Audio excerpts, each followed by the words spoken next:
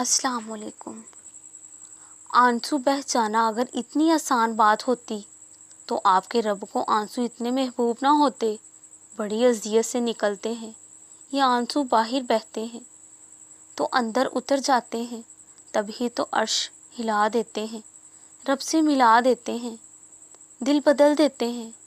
اپنے رب کے آگے خوب رو لیا کریں، سب دکھ کہہ دیا کریں، وہاں آنسوؤں کے بدلے صرف دل کا سکون نہیں، بڑے بڑے مقام ملتے ہیں۔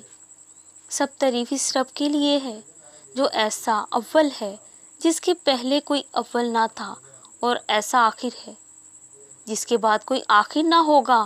وہ خدا جس کے دیکھنے سے دیکھنے والوں کی آنکھیں عاجز ہو، اور جس کی توصیف و ثنا سے وصف بیان کرنے والوں کی عقلیں قاصر ہیں۔